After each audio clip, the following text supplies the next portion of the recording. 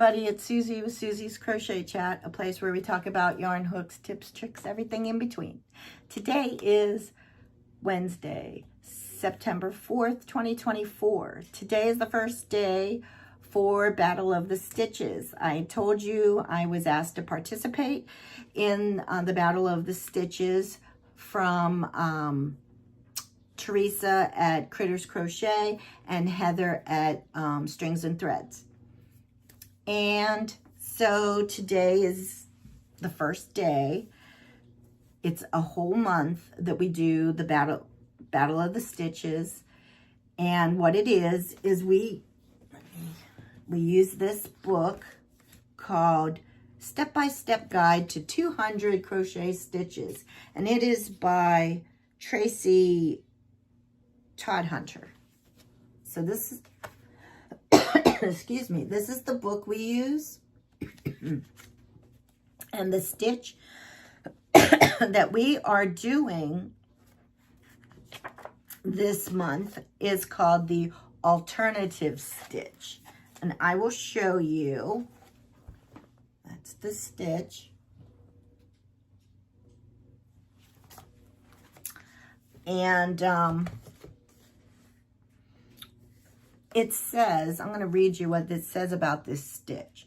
It says the pattern uses a combination. I should have a light on in here.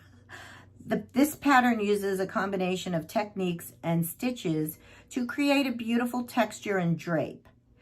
Use smooth wool or cotton yarn to show off the textures.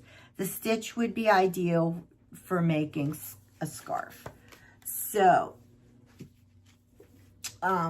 that's the stitch, and I'm going to do a tutorial to show you how to do the stitch. So grab a snack, get a drink, be kind, because I've never done a tutorial like this before. This is a first. We'll see how it goes. I'll be back. All right, we're going to do the alternate stitch. So to do that, you're going to chain as many chains as you want to make your project, as long as it's an even number of chains. So to start that, you're going to start with a slip knot, however you do it. And for this tutorial, I'm just going to chain 12. So 1, 2, 3, 4, 5, 6, 7, 8, 9, 10, 11, 12. Now, when you get to the end of how many stitch or chains you're going to do, you're going to add one more. So that'll be 13. So the first row is your foundation row. And for the first row, you're going to single crochet 2 together in the third chain from the hook. So the loop that's on your hook does not count. That chain, that does not count. But here we go 1, 2. So the third one, which will be right here, we're going to single crochet 2 together. So to do that, you're going to go through the chain, pull up a loop, go through. You'll have 2 chains on your hook. You're going to go in the next chain, yarn over. I think I said pull up a loop before, but it's yarn over. Go through. Now you'll have 3 loops on your hook, yarn over, and pull through all 3. And now you're going to do a chain 1. Now, I find that doing this stitch, when I do the chain 1, I'm going to add a stitch marker in every chain 1. And when we get to the second row, you're going to see why I did that. And I think I'm going to do this every time with my project because, no, yeah, I think I am, because it makes sense. I'll show you why. So on the next one, we're going to go into the chain, yarn over, pull up a loop. You have 2 loops on your hook. Go to the next chain, go through the chain, yarn over, pull up a loop. You'll have 3 loops on your hook, yarn over, and pull through all 3. And then chain 1, and then put a stitch marker. I'm going to do this all the way across. I'm going to do it slow, but for me it really makes sense to put that stitch marker in at that chain 1.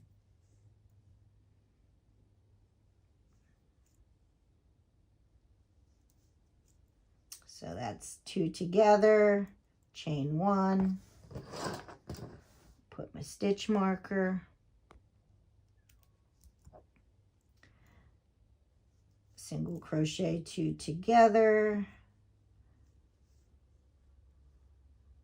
chain 1, and put my stitch marker.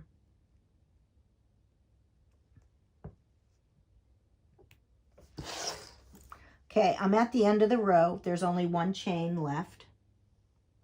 And you're going to do a half double crochet. So you're going to yarn over, go through the chain, yarn over, pull up a loop. You'll have 3 loops on your hook, yarn over, and pull through all 3. And that is a half double crochet. Now you're going to turn your work and you're going to chain 2. Now the next row is the second row, that's the repeat row. So you're going to do that row over and over and over and over again until the project is what you want. So to do that, these 2 chains that you just made, they're going to count as a half double crochet. So what you want to do is you're going to back loops, single crochet over the next chain and single crochet 2 together. So that's why, to find that chain stitch, that's why I put the stitch markers. That's where you're going to start. You might think you're starting here on the 3rd one because that's where you started on the 1st row, but that's not correct. You want to start where the chain stitch was. So you're going to go in the back loops, and as you can see, these are V's. And I know I have stitch markers here. It's hard to see the V's.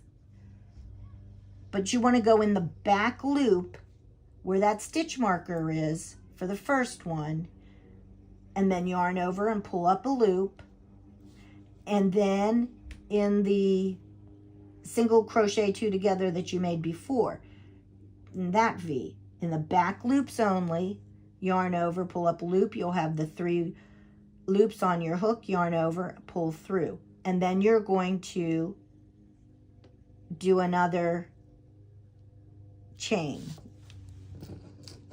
1, and then for me, what I'm going to do is I'm going to continue to use my stitch markers. And then once you're at the end of the row, you can take these ones out. Like I could take that 1st one out because I already did it.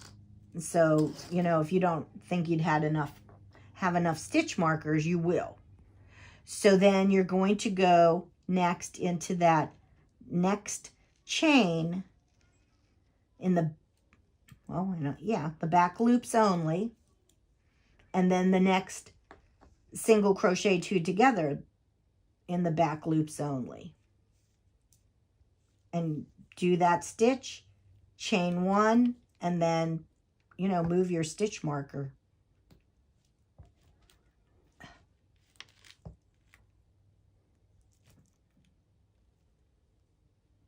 And then I'm going to repeat this all the way across. I'm going to take that stitch marker out because I don't need it now.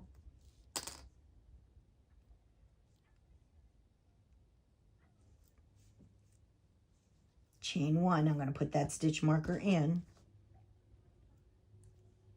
This might be like a pain in the neck, but I find stitch markers are very, very helpful, and that's how I'm going to do this, because I was really having some issues with this. So we're going to do the back loops only. In the chain, we take that stitch marker out, and then in the single crochet 2 together, and then chain 1, I'm going to put that stitch marker back. Oh, I hope I'm in the frame here. I'm sorry if I'm not. In the next one, and maybe as you go along with this, maybe only the first one you need to put the stitch marker in, because you want to know where that spot is. Okay, and then when you get to the very end, in the, what do they call it? Let me look here. The top chain,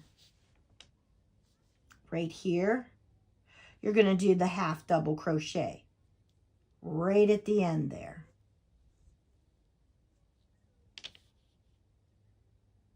Then you're going to turn your work, chain 2, and then, oh, and you know what? The last one, you really should put that stitch marker right there for that chain 2. So the first and the last is really important to put a stitch marker, because you'll get messed up. So that's how the stitch goes and works up. And then you just repeat row 2 over and over again. I hope you found this helpful. And I will talk to you soon. Bye.